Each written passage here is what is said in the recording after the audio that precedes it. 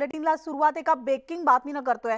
बातमी पंतप्रधान नरेंद्र मोदींच्या 3 दिवसात 7 सभा आयोजित करण्यात आलेल्या आहेत। महाराष्ट्रामध्ये पंतप्रधान नरेंद्र मोदींचं विशेष लक्ष आहे 27-29 एप्रिल रोजी अशा 3 दिवस मिळून एकूण 7 सभांचं आयोजन करण्यात आलेलं आहे। पंतप्रधान नरेंद्र मोदींची 27 एप्रिलला कोल्हापुरात सभा होतीये, त्यानंतर सोलापूर, सातारा आणि पुणे येथे 28 एप्रिलला अशा एकूण 3 सभांची मागणी, तर सोलापूर, धाराशिव आणि लातूर इथे 30 एप्रिलला 3 सभांचं नियोजन करण्यात आलेलं आहे।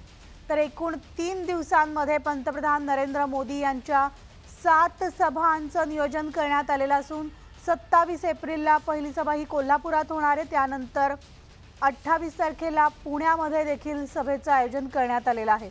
आत्ताची सगळ्यात मोठी ब्रेकिंग बातमी आपण पाहतोय। पंतप्रधान नरेंद्र मोदी यांचं महाराष्ट्राकडे विशेष लक्ष असल्याचं दिसतंय। आमचे प्रतिनिधी राहुल जोरी आपल्या सोबत आहेत। राहुल,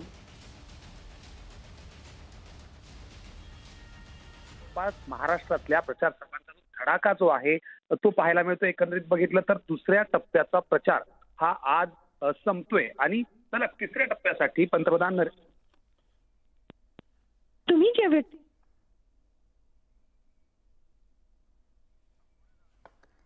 पाहायला मिळतो। एकंदरीत बघितलं तर सोलापूर, कोल्हापूर, सातारा जिथं उदयनराजे भोसले हे भाजपचे उमेदवार आहेत, याचबरोबर पुणे या ठिकाणी बारामती आणि आजूबाजूच्या मतदारसंघाच्या बाबतीत हा प्रचार असणार आहे। सगळ्या टप्प्यात जर बघितलं अतिशय महत्वाचे आणि ज्या लढती ज्या आहेत अतिशय महत्वाच्या आहेत, या सगळ्या लढतींवर खास करून पंतप्रधान नरेंद्र मोदी यांच्याच सभेची अगदी बरोबर आहे राहुल। 7 सभांचं आयोजन करण्यात आलेलं आहे। पंतप्रधान नरेंद्र मोदींच्या 3 दिवसात 7 सभा। मी थोडं थांबवते कारण थेट जाणार आहोत